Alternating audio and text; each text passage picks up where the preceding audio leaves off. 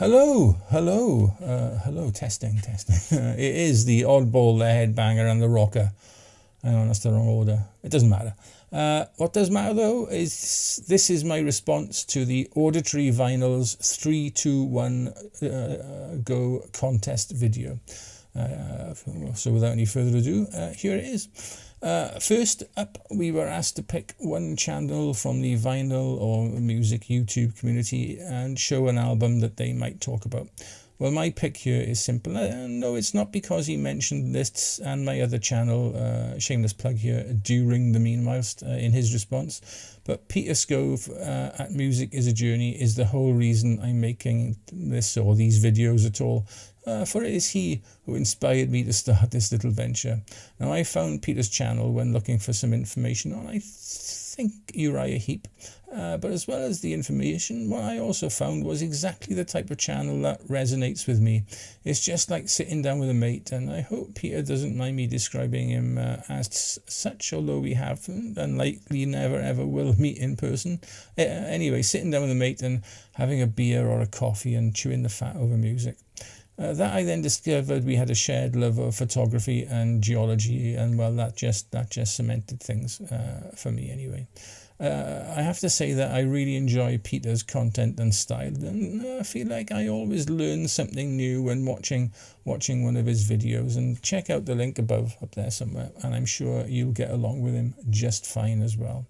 As for an album he's talked about, well, Peter is a proud Canadian and loves to share knowledge on bands from his home country, most of whom I must confess to have never having heard of, and likewise his love for the music of his adopted home, Japan. But for my choice, I'm going with this album. Stay there. By this album by a band called Lachinga. I believe Peter is friendly or in regular contact with some of the band's members, but whatever, it's an album that he has indeed talked about and recommended to me, and one which I now enjoy very, very much indeed. I'm sure you would too, Lachinga. Secondly, we're asked to pick two bands or artists who rarely get talked about. Now, for the first one, I'm going with one of my all-time favourite bands, and that's Cardiacs, a band absolutely impossible to pigeonhole. Prog rock, art rock, punk rock, fairground and circus music, ska comedy, and even the baroque, often all in the same song. They can be a challenging listen through, but can never be described as boring. Search out on YouTube and listen to a track called As Cold as Can Be in an English Sea, and you'll see exactly what I mean. For the second artist, let's put this down. I've chosen someone, though while incredibly famous and successful, I seldom hear talked about, and that is the lovely Kate Bush. From her scintillating Top of the Pops debut in the closing overs of the 1970s with Wuthering Heights, right through to her latest and incredibly mature work, like this one, 50 Words for Snow. She is such an important artist.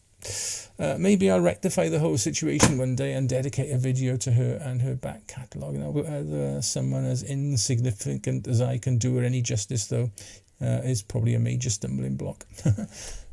Stay there. Now, lastly, we're asked to name a musician who has appeared with 3 different bands or artists in our collection. Now, being a drummer myself of no fixed ability, and drummers are musicians, I have of course chosen such a beast. Now, I first thought of the late Cozy Powell.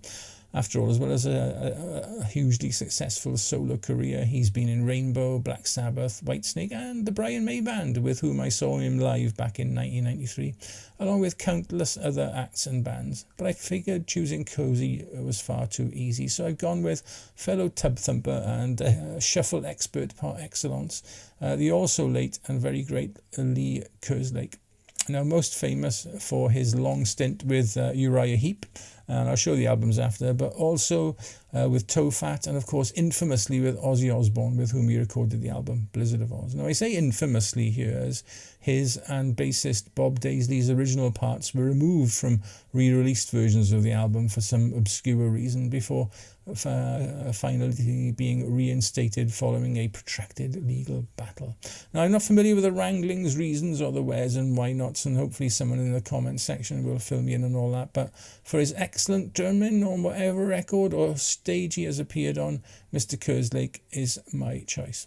There you go then, that's my response to the Auditory Vinyls Challenge. Go check his channel out at the link above, and until next time, when I'm hoping to show you 3 obscure-ish anyway, krautrock albums from my collection.